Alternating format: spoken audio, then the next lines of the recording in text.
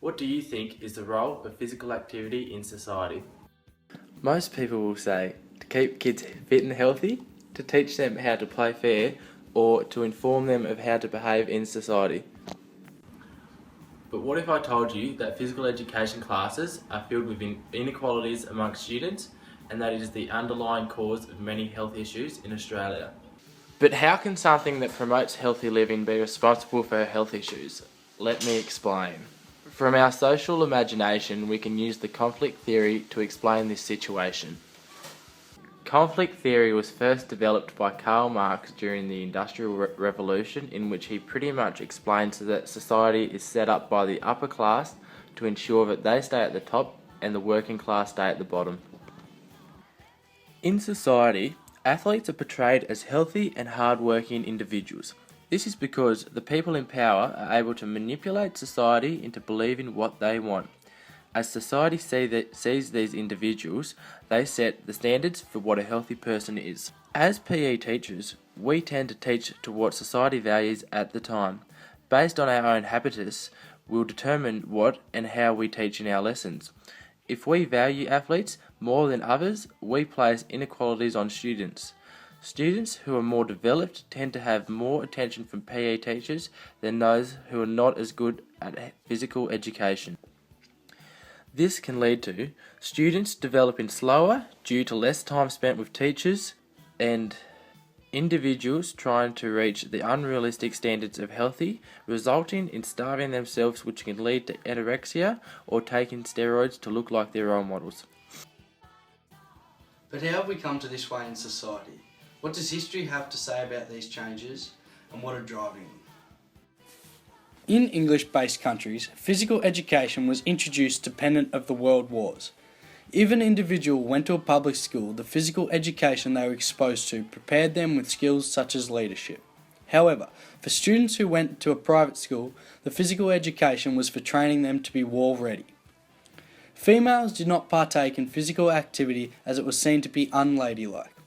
As we know, this has changed throughout history, most evident during the women's rights movement in the mid-1900s.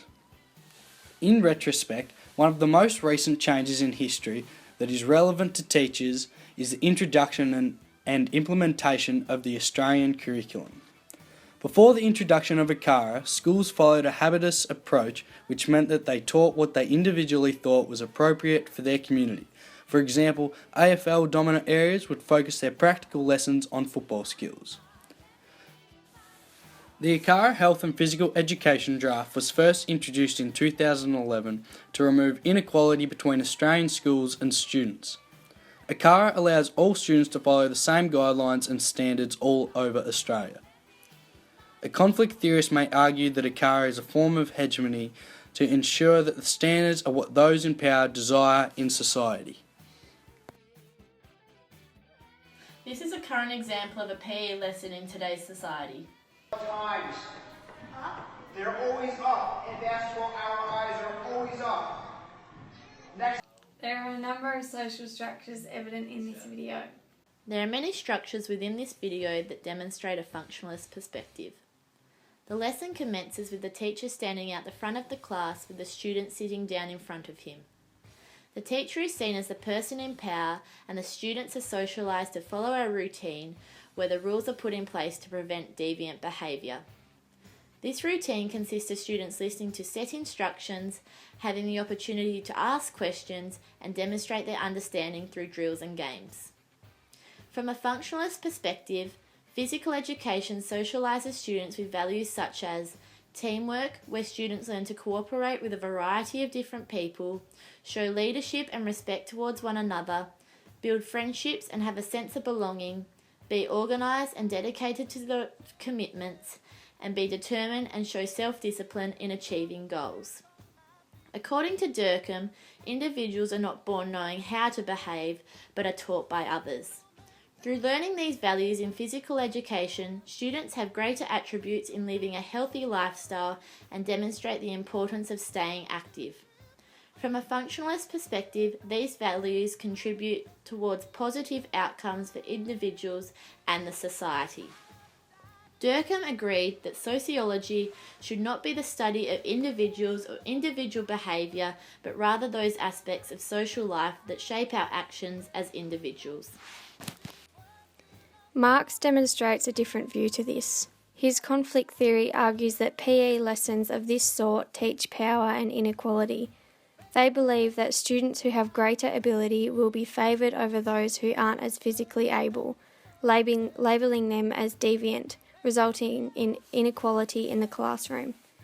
This is evident in the video when the students who are excelling in the activity are praised and the students who aren't as coordinated in the movement are ignored. This is also found evident in society as those of the upper class lead lives of leisure and abundance, while those in the lower class lead lives of hardship and poverty.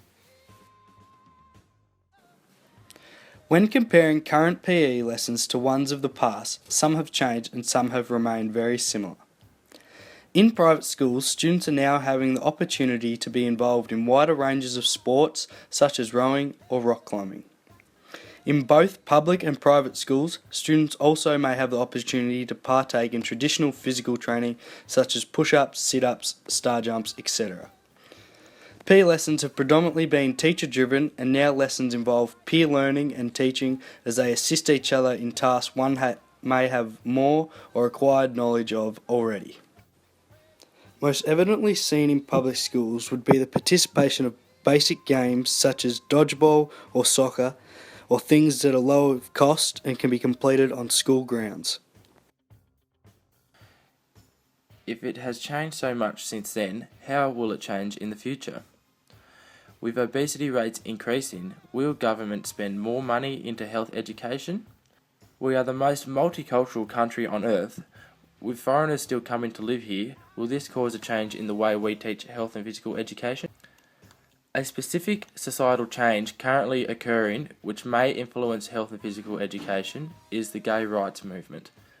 With America just recently legalising gay marriage and famous icon Caitlyn Jenner finally being herself, the concepts surrounding same-sex will be discussed at large at a political level as well as between individuals due to the exposure on television.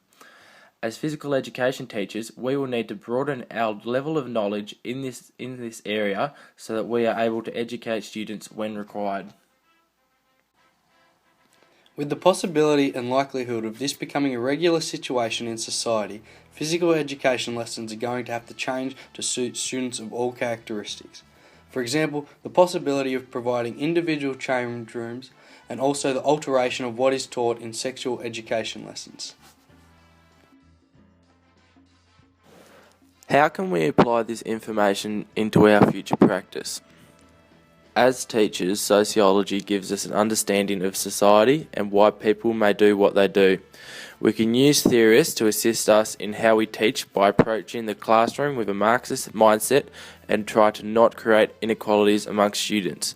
By applying sociology in our profession, we assist in the aim to produce positive social change through active intervention.